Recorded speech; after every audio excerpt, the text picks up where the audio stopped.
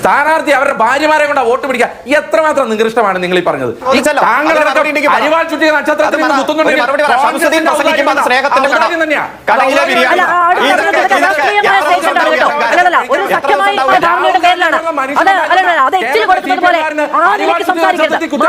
ഞങ്ങൾ സ്നേഹത്തിന്റെ കട എന്ന് പറഞ്ഞപ്പോൾ അവിടെ കയറി ഞണ്ണാൻ വന്നല്ലോ CPM-കാരൻ പ്രകാശ് കാരാട്ട്, സീതാറാം യെച്ചൂരിയും പിണറായി വിജയൻ അടക്കം ഞണ്ണാൻ വന്നല്ലോ. എന്താ രാമേന്ദ്ര പ്രശ്നം?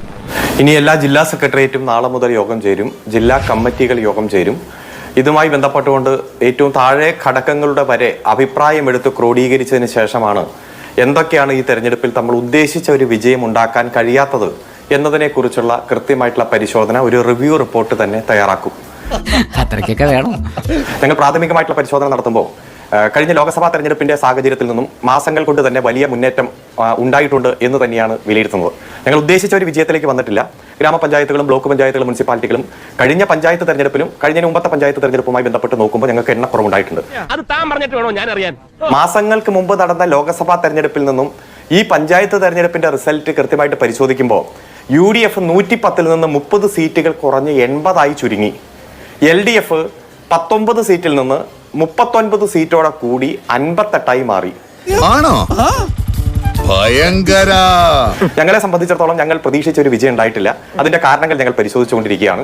ഇവിടെ സംഘടനാപരമായിട്ടുള്ള കുറവുകളാണോ, ഗവൺമെന്റിന്റെ ഭരണ നേട്ടങ്ങൾ ജനങ്ങളിൽ എത്തിക്കുന്നതിൽ ഉണ്ടായിട്ടുള്ള വീഴ്ചയാണോ, ജനങ്ങളെ അത് കൃത്യമായിട്ട് ബോധിപ്പിക്കുന്ന കാര്യത്തിൽ പ്രാദേശികമായിട്ടുള്ള ഘടകങ്ങൾക്ക് കുറവുകൾ പറ്റിയിട്ടുണ്ടോ, അതിന്റെ കുറവുകൾ കണ്ടെത്തി ഞങ്ങൾ അതിശക്തമായിട്ട് തന്നെ ജനങ്ങളെ ബോധ്യപ്പെടുത്തി അത് തിരുത്തുന്നതിന് വേണ്ടിയിട്ടുള്ള ഇടപെടൽ നടത്തും. ഞങ്ങൾ ഈ തെരഞ്ഞെടുപ്പിൽ തോറ്റു എന്നാണല്ലോ ഇപ്പൊ ശ്രീ അരുൺകുമാറിന്റെ വാക്കുകൾ കേട്ടാൽ നമുക്ക് തോന്നുന്നത് ഞങ്ങൾ ഈ തെരഞ്ഞെടുപ്പിൽ തോറ്റ് അരുൺകുമാറിന്റെ പാർട്ടി ജയിച്ച് ഞങ്ങൾ അവരുടെ മുമ്പിൽ മുട്ടുമടക്കി നിൽക്കുന്നവരാണ് എന്നുള്ളതാണ് CPM-ന്റെ പ്രതിനിധികൾ ചാനൽ ചർച്ചയിൽ എന്ന് പറയുമ്പോൾ നമുക്ക് തോന്നാറ്. കാരണം അവരുടെ കണക്കുകൾ എന്ന് പറഞ്ഞാൽ ഒരു വല്ലാത്ത കണക്കുകളാണ്. ഞങ്ങൾ ജയിച്ച ഏതാണ്ട് 2300ഓളം സീറ്റുകൾ കഴിഞ്ഞ പഞ്ചായത്ത് തെരഞ്ഞെടുപ്പിനേക്കാൾ ഞങ്ങൾക്ക് കൂടുതൽ കിട്ടി. 2526 പഞ്ചായത്തുകളിൽ കൂടുതൽ കിട്ടി. അതുപോലെ തന്നെ 428 ബ്ലോക്ക് പഞ്ചായത്ത് സീറ്റുകൾ കൂടുതൽ കിട്ടി. 183 മുനിസിപ്പാലിറ്റി സീറ്റുകൾ കൂടുതൽ കിട്ടി. 64 ജില്ലാ പഞ്ചായത്ത് സീറ്റുകൾ കൂടുതൽ കിട്ടി.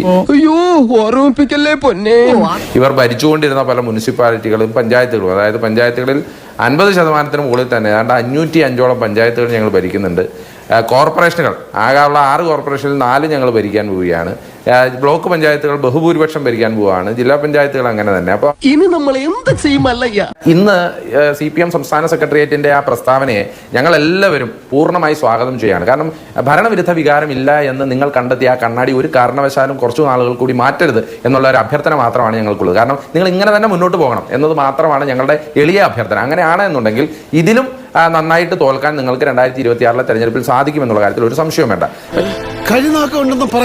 ഇപ്പോൾ നിങ്ങൾ ഏത് കണക്കുകൾ എടുത്ത് പരിശോധിച്ചാലും പഞ്ചായത്ത് തെരഞ്ഞെടുപ്പിൽ കാലാകാലങ്ങളായി 2010 ഒഴിച്ചാൽ മേൽക്കൈ കിട്ടിക്കൊണ്ടിരുന്നത് CPM-നാണ് അല്ലെങ്കിൽ LDF-നാണ്.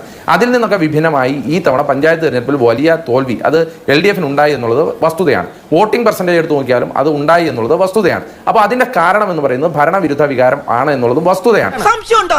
ഇനി അതുമാത്രമല്ല, ഈ കേരളത്തിൽ വോട്ട് ചെയ്ത ഓരോ ആളുകളും അതിപ്പോൾ വിലക്കയറ്റം ആയിക്കൊള്ളട്ടെ, ഇല്ലെങ്കിൽ അത് ക്രമസമാധാന നില തകർന്നായിക്കൊള്ളട്ടെ, അല്ലെങ്കിൽ ഒരു ആശുപത്രിയിൽ കയറി ചെല്ലാൻ പറ്റാത്ത നിലയായിക്കൊള്ളട്ടെ, ഇല്ലെങ്കിൽ അഴിമതി മുഖ്യമന്ത്രിക്കെതിരെയും കുടുംബത്തിനെതിരെയും സർക്കാരിനെതിരെയും വന്ന അഴിമതി ആരോപണങ്ങളായിക്കൊള്ളട്ടെ, തൊഴിലിടങ്ങളും വിദ്യാഭ്യാസ സ്ഥാപനങ്ങളും നശിപ്പിച്ച സർക്കാർ നടപടികളായിക്കൊള്ളട്ടെ. ഇനി അത് മാത്രമല്ല, ശബരിമലയിൽ സ്വർണം കട്ടവരെ സംരക്ഷിച്ച നിലപാടെടുത്ത CPM-നെതിരായിട്ടുള്ള ഒരു ജനവിധിയാണ് ഈ ജനവിധി. കാരണം ശബരിമലയിലെ സ്വർണ്ണക്കൊള്ളക്കാരെ ഇപ്പോഴും പാർട്ടിയുടെ ജില്ലാ സെക്രട്ടറി, ജില്ലാ കമ്മിറ്റി അംഗമാണ് പത്മകുമാർ, പാർട്ടിയുടെ മെമ്പറാണ് വാസു. ഈ 2 കള്ളന്മാരെ സംരക്ഷിക്കുന്ന നിലപാട് ഇത് കേരളം തള്ളിക്കളഞ്ഞു എന്നുള്ളത് നിങ്ങൾ മനസ്സിലാക്കണം. അതുകൊണ്ട് തന്നെ ഈ തവണ അത് CPM-നും അതുപോലെ ഭരണത്തിനും എതിരുള്ള വികാരമാണ് എന്നുള്ളത് അറിയാം. സത്യമാണെങ്കിലും എനിക്ക് അംഗീകരിച്ചു കൊടുക്കാൻ പറ്റുമോ?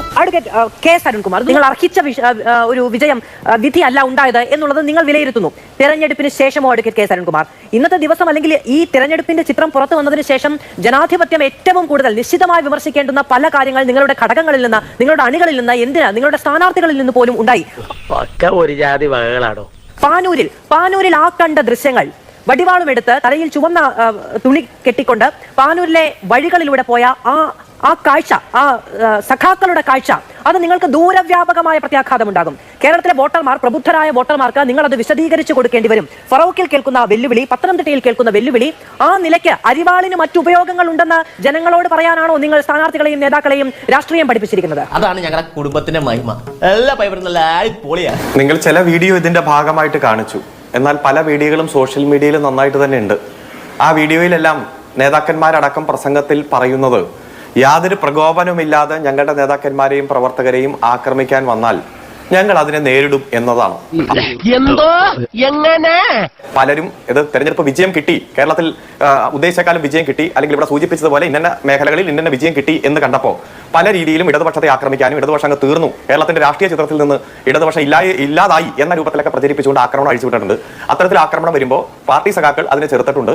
ആ ചെറുപ്പ് നിൽപ്പിന്റെ ചില വീഡിയോ എടുത്ത് നിങ്ങൾ കാണിച്ചിട്ടുണ്ട്. ഏതായാലും അക്രമം ഞങ്ങളായിട്ട് ആരും സൃഷ്ടിക്കുന്നില്ല, ഞങ്ങളുടെ വഴിയല്ല. എന്നാൽ ഇങ്ങോട്ട് ആക്രമിച്ചു വന്നാൽ സ്വാഭാവികമായും ഒരു രാഷ്ട്രീയ പ്രസ്ഥാനം എന്ന രൂപത്തിൽ അതിനെ പ്രതിരോധിക്കുക എന്നുള്ളതും ഞങ്ങളുടെ സഖാക്കളുടെ ജീവ സുരക്ഷ ഉറപ്പുവരുത്തുക എന്നുള്ളതും ഞങ്ങളുടെ കടമയാണ്. അത് അത്തരത്തിൽ പ്രതികരണം ഉണ്ടായിട്ടുണ്ട്, പോലീസിന്റെ ശ്രദ്ധയിൽപ്പെടുത്തിയിട്ടുണ്ട്, കേസ് കൊടുത്തിട്ടുണ്ട്. അല്ല, ഇത് രണ്ടും കൂടെ നടക്കില്ല. അടുത്ത കേസ് ഒന്നുകിൽ പോലീസ് അല്ലെങ്കിൽ പാർട്ടിക്കാർ എന്നൊരു നിലയുണ്ടല്ലോ. ഇപ്പൊ പാനൂരിലുണ്ടായ പ്രകോപനം എന്താണ്? അങ്ങനെ അക്രമാസക്തരായ ഒരു കൂട്ടം നിങ്ങളുടെ സഖാക്കളെ ആക്രമിക്കാൻ വരികയാണെങ്കിൽ തിരഞ്ഞെടുപ്പിന്റെ റിസൾട്ട് വരുന്ന ദിവസമൊക്കെ മുക്കിന് പോലീസ് വാനും പോലീസുകാരുമുള്ള ഇടത്ത് ആ പോലീസുകാർ എന്ത് നോക്കി നിൽക്കും? നിങ്ങളുടെ പാർട്ടിക്കാർ രക്ഷാപ്രവർത്തനം നടത്തുന്നത് നോക്കി നിൽക്കുമോ? ഒത്തില്ല. എന്താണ് ഒത്തില്ല? ഈ IPC-ലെ സെൽഫ് ഡിഫൻസ് എന്നുള്ള ഒരു വകുപ്പുണ്ട്. ഭാരതീയ ന്യായ സംഹിതയും സമയം കിട്ടുമ്പോൾ ഒന്ന് തിരിച്ചു നോക്കുക സെൽഫ് ഡിഫൻസ് എന്താണെന്ന്. ഇങ്ങോട്ട് ആക്രമണം വരുമ്പോൾ ആ മറുകരണം കാണിച്ചു കൊടുത്തിട്ട് ഈ മരണത്തോടെ തല്ലിട്ട് പൊക്കോ എന്ന് പറയാൻ എന്തായാലും ഞങ്ങളുടെ പ്രവർത്തകർ തയ്യാറാകുമെന്ന് ഞാൻ ഉദ്ദേശിക്കുന്നില്ല, ഞാൻ കരുതുന്നില്ല. സെൽഫ് ഡിഫൻസിന് യൂണിഫോമും ഇവിടെ അരിവാൾ ചുറ്റിക നക്ഷത്രം ആലേഖനം ചെയ്ത ചുവന്ന തുണിയെടുത്ത് തലയിൽ കെട്ടി റിസൾട്ട് വന്ന ദിവസം വീടുകളിലടക്കം കയറി, പാനൂരിൽ വീട്ടിലടക്കം കയറി അക്രമം നടത്താനുള്ള പ്രകോപനം എന്തായിരുന്നു? അത് ഒരു തിരഞ്ഞെടുപ്പിൽ വിധി എഴുതിയ ജനങ്ങളോട് മുഴുവനുമുള്ള വെല്ലുവിളിയല്ലേ? അങ്ങനെയുള്ള പ്രകോപനങ്ങൾ ഉണ്ടായിട്ടുണ്ടെങ്കിൽ സംസ്ഥാനത്ത് ആഭ്യന്തര വകുപ്പും പോലീസും എന്തിനാണ്? അല്ല, ഞാൻ അതിലേക്ക് വരാം. ഞാൻ ചില വീഡിയോ അങ്ങ് അയച്ചു തരാമെന്ന് പറഞ്ഞല്ലോ. ആ വീഡിയോ അങ്ങ് കാണിക്കുമെങ്കിൽ നമുക്ക് അങ്ങോട്ടും ഇങ്ങോട്ടും ചർച്ച ചെയ്യാം. ആരാണ് പ്രകോപനം ഉണ്ടാക്കിയെന്ന് കൃത്യമായിട്ട് ഇവിടെ ഏതെങ്കിലും രീതിയിൽ ഞങ്ങളുടെ അക്രമത്തിന്റെ വഴിയല്ല. താങ്കൾ കേൾക്ക്.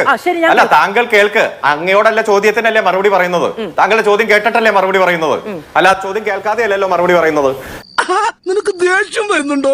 ഞാൻ ഈ ചർച്ചയുടെ തുടക്കത്തിൽ തന്നെ പറഞ്ഞല്ലോ, ഞങ്ങൾക്ക് ഉദ്ദേശിച്ച വിജയം കിട്ടില്ല. കണക്ക് വെച്ച് ഞാനങ്ങ് പറഞ്ഞല്ലോ, 110 സീറ്റിൽ നിന്ന് UDF 80 സീറ്റിലേക്ക് ചുരുങ്ങിയ കണക്കടക്കം പറഞ്ഞപ്പോ UDF-ന്റെ പ്രതിനിധി പറഞ്ഞത് അയ്യോ ഞങ്ങൾ ജയിച്ചു എന്നത് അംഗീകരിച്ചു. നിങ്ങൾ ജയിച്ചു, നിങ്ങൾക്ക് ഇത്ര സീറ്റ് വർധനവുണ്ടായി. 7 ജില്ലാ പഞ്ചായത്ത്,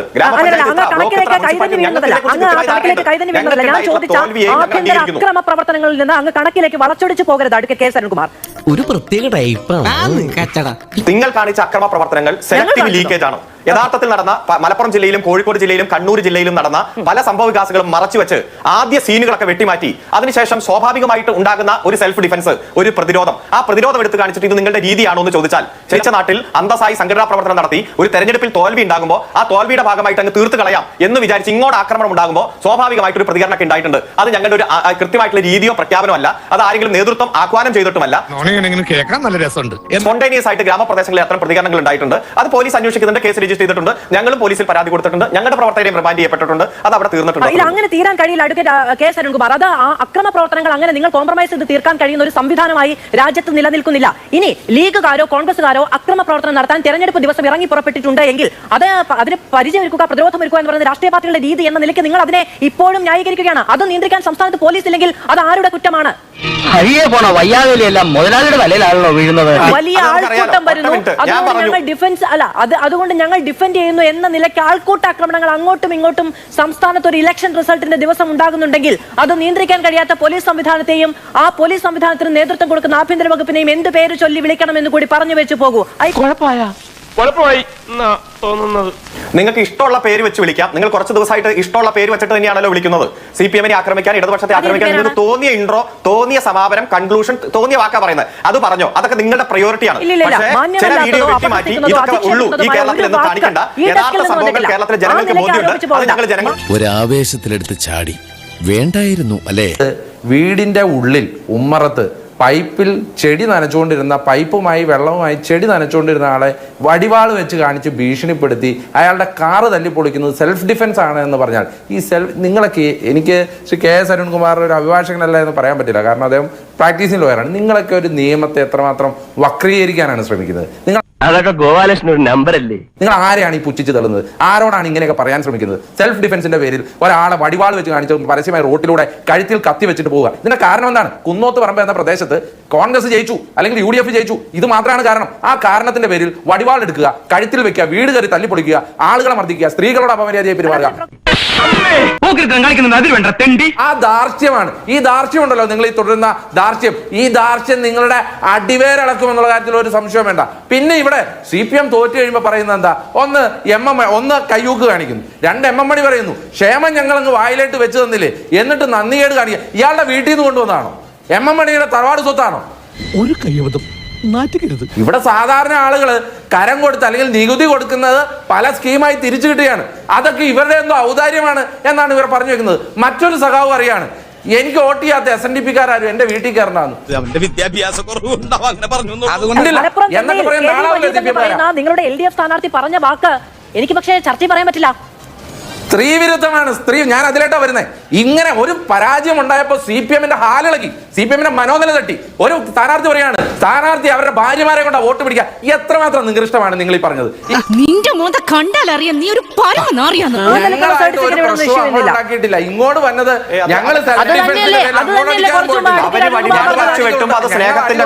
സ്നേഹത്തിന്റെ കടയിലെ ബിരിയാണി.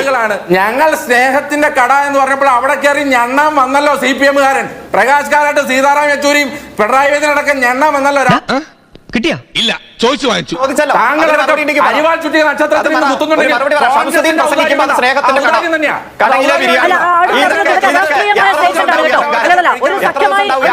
നിൽക്കാൻ തീരുമാനിക്കുന്നത് രാഷ്ട്രീയമായ ധാരണയുടെ പേരിലാണ്. അത് എച്ചിൽ കൊടുക്കുന്നത് പോലെ ആ നിലയ്ക്ക് സംസാരിക്കരുത്. മാത്രമല്ല, ഇനി ഇവിടെ നിന്ന് അഴിവണ്ടാവാ, നമുക്ക് അങ്ങോട്ട് മാറിയിക്കാം.